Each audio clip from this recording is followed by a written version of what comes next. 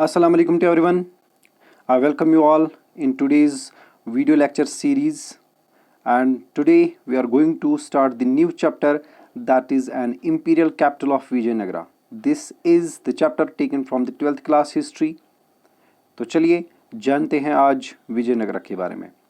इससे पहले कि हम इस वीडियो में डिस्कस करें अबाउट विजयनगरा, आप लोगों से रिक्वेस्ट है कि आप इस चैनल को सब्सक्राइब कीजिए ताकि जो और आने वाले वीडियोस है उसकी नोटिफिकेशन आपको मिल जाए और आपके पास में जो भी इम्पोर्टेंट इन्फॉर्मेशन है रिलेटेड टू द टॉपिक वो आप तक मैं पहुंचाऊं।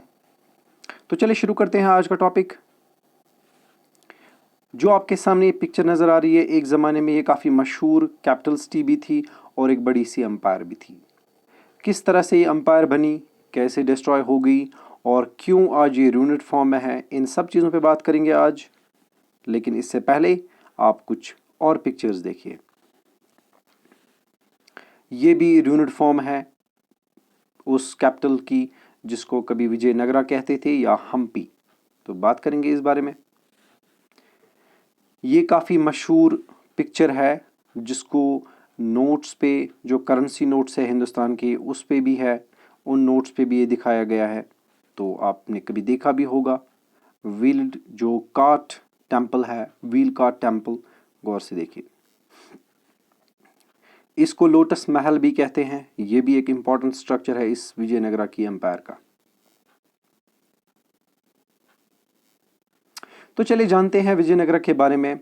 विजयनगरा की सबसे पहले हम टर्मिनोलॉजी से समझने की कोशिश करेंगे। विजय मीन्स विक्ट्री और नगरा मीन्स सिटी और टाउन। तो विजयनगरा यहाँ का मतलब होता है द सिटी ऑफ विक्ट्री, क्योंकि इसके नाम से ही पता चलता है कि इसको नाम ही रखा गया था विजयनगरा। तो जानते हैं थोड़ा सा और जानने के बाद इस बारे में। जो विजयनगरा ये एम्पायर थी, बल्कि एम्पायर भी थी और सिटी भी थी, क्योंकि सिटी के नाम से ही एम्पायर का नाम पड़ गया। इसकी फाउंडेशन रखी गई थी 14th सेंचुरी में और ये स्ट्रेच होती थी रिवर कृष्णा से लेकर जो एक्सट्रीम साउथ है पेनिनसुला, यानी रिवर कृष्णा से लेकर डीप साउथ तक इसका स्ट्रेच था। या हम कहेंगे ऑलमोस्ट पूरा साउदर्न पार्ट। लेकिन 1565 में इस विजयनगरा सिटी को पूरी तरह से ख़त्म किया गया और ये आहिस्ता आहिस्ता डेजर्ट बन गई। और ये डेजर्ट कैसे बन गई? बैटल ऑफ टेलिकोटा जो 1565 में हुई थी between the Deccani sultans and the Vijayanagara empire या विजयनगरा रूलर्स।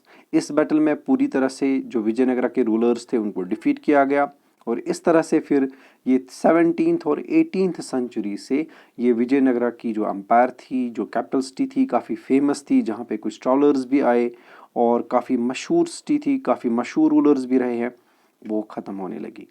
अब सिर्फ ये रूइनड फॉर्म में है और कुछ पिक्चर्स जो मैंने दिखा दी है या बाकी कुछ पिक्चर्स आने वाली वो आप देखेंगे।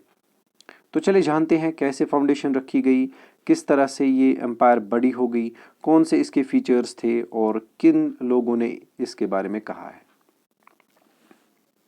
ये बैटल ऑफ तलिकोटा जो जनवरी 1556 में हुई और इसी बैटल में जब इन विजयनगरा रूलर्स को डिफीट किया गया तो विजयनगरा एम्पायर भी ख़त्म हो गई।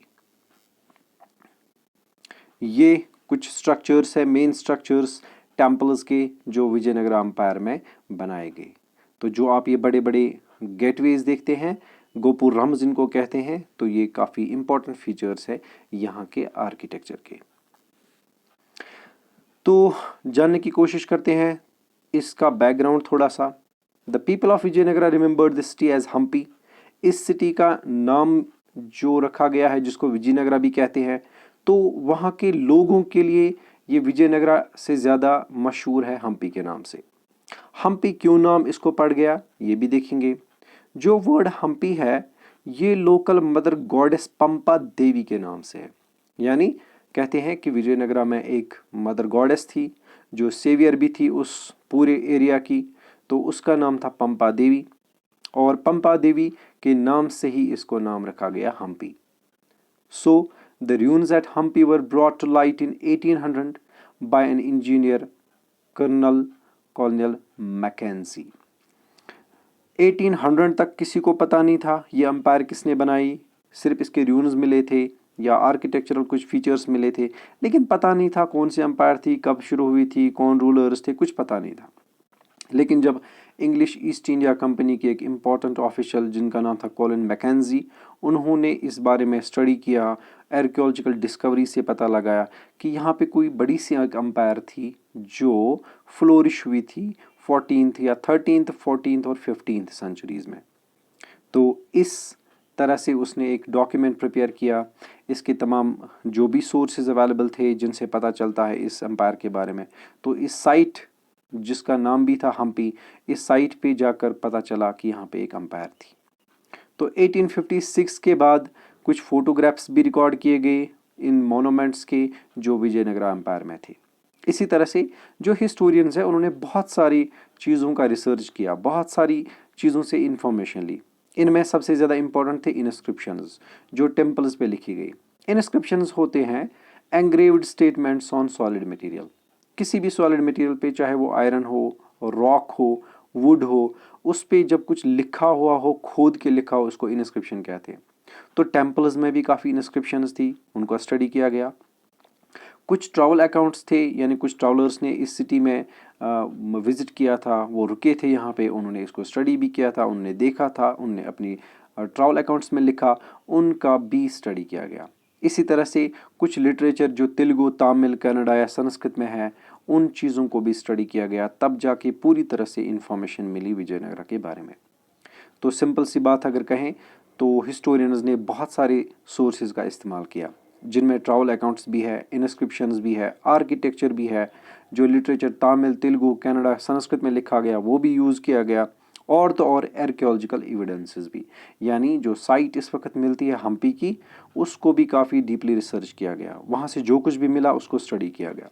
तो इन सब चीज़ों के बाद ही विजयनगरा के बारे में जो उसकी एक तस्वीर खींची गई वो सामने आ गई।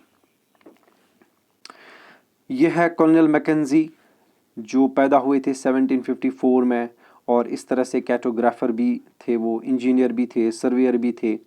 तो उसको अपॉइंट किया गया था first surveyor general of India, और इस तरह से इसी पीरियड में उन्होंने विजयनगरा के बारे में बहुत ज़्यादा स्टडीज़ की, और दुनिया तक वो फॉरगॉटन एम्पायर जिसको दुनिया भूल चुकी थी, जो सिर्फ एक हम्पी के नाम से जानी जाती थी, इसलिए उसको फॉरगॉटन एम्पायर भी कहते हैं, क्योंकि लोग भूल चुके थे, किसी को पता नहीं था यहाँ पे कोई एम्पायर थी, तो इसने उसको लाइट में लाया, या यूं कहेंगे लोगों के सामने उस विजयनगरा को लाया जिसको लोग भूल चुके थे। बस कुछ प्लेसेस थे जिनको लोगों ने याद रखा था, जैसे हम्पी, और वो भी स्टोरियों में, जिनको हम कहते हैं वो जो ट्रेडिशनल स्टोरीज होती हैं उनमें, यानी स्टोरीज में याद थी, कोई हिस्टोरिकल बैकग्राउंड इसका नज़र नहीं आता था। फिर जब इस पे रिसर्च हुआ तब जाके पता चला कि विजयनगरा भी कोई किंगडम थी, और इसकी इंपॉर्टेंट कैपिटल सिटी कोई हम्पी भी थी। तो फिर से एक बार फोटोग्राफ आपके सामने, ये विजयनगरा का आर्किटेक्चर है, आप देख सकते हैं। तो चलिए आज जानते हैं थोड़ा बहुत रायाज, नायकाज एंड सुल्तान्स के बारे में। सोर्सेज के मुताबिक जो विजयनगरा एम्पायर थी, ये दो ब्रदर्स ने बनाई थी, यानी दो ब्रदर्स ने इसकी फाउंडेशन रखी थी 1336 में। एक का नाम था हरिहरा और दूसरे का नाम था बुका। इसी तरह से इस एम्पायर में रहने वाले लोग बिल्कुल डिफरेंट थे एक दूसरे से, या यूं कहेंगे इस एम्पायर में रहने वाले लोग अलग अलग बैकग्राउंड से, सोशली भी अलग थे, लैंग्वेज के हिसाब से, रिलीजियस जो बिलीफ्स होते हैं उसके हिसाब से, यानी इस एम्पायर में रहने वाले लोग कोई एक कैटेगरी नहीं थे। तो डिफरेंट कैटेगरीज के लोग यहाँ पे रहते थे। लेकिन जो विजयनगरा रूलर्स थे उनके जो कॉन्फ्लिक्ट्स थे, यानी उनकी जो दुश्मनी थी, वो कुछ रूलर्स के साथ थी, जैसे sultans of Deccan, Gajapati rulers of Odisha, और इसके अलावा जो बाकी वहाँ पे रहने वाले लोग थे उनके साथ। तो कुल मिलाकर डेक्कनी सुल्तान्स और गजापति रूलर्स ऑफ ओडिशा, उनके साथ काफ़ी ज़्यादा दुश्मनी थी पहले से ही। और वो दुश्मनी भी किस बात पे थी, वो थी दोआब पे। दोआब मीन्स टू रिवर्स, या यूं कहेंगे लैंड बिटवीन टू रिवर्स। तो एक फर्टाइल लैंड एरिया है जिसको दोआब कहते हैं। ये वो लैंड एरिया है जो दो इम्पॉर्टेंट रिवर्स के बीच में है, जहाँ एक तरफ रिवर कृष्णा है, तो वहीं दूसरी तरफ रिवर तुंगा भद्रा है। इन दोनों के बीच में लैंड का एक प्लेस है जो काफ़ी फर्टाइल है और यहाँ से प्रोडक्शन भी अच्छी खासी होती थी। इस वजह से इन दोनों यानी जो डेक्कनी सुल्तानस थे या गजापति रूलर्स ओडिशा के थे या फिर विजयनगरा के रूलर्स थे, यानी यहाँ पे 3 कैटेगरीज आ गई। Vijayanagara rulers, sultans of Deccan और ओडिशा के गजापति रूलर्स, इनके बीच में कॉन्फ्लिक्ट था क्योंकि एक बाउंड्री लाइन थी। ये जो दोआब थी, तुंगा कृष्णा तुंगा भद्रा दोआब, ये एक ऐसी लैंड थी जो बॉर्डर थी इन तीनों के बीच में। हर कोई चाहता था इस पे कंट्रोल किया जाए। इस वजह से कॉन्फ्लिक्ट्स अक्सर होते थे, बैटल्स होती थी और कभी कभार तो मार धाड़ भी होती थी। तो आगे जानते हैं थोड़ा सा और। ये है आपके सामने रिवर तुंगा भद्रा, जो आज है, इसकी पिक्चर यहाँ पे सामने है।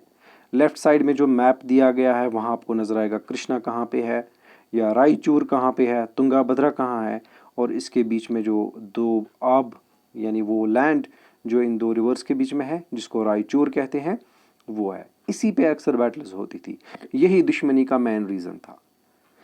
चलिए आज यहाँ तक हम इस वीडियो को क्लोज़ करते हैं। अगले वीडियो में फिर मिलेंगे नई इन्फॉर्मेशन के साथ हम लोग। तब तक के लिए अल्लाह हाफिज़।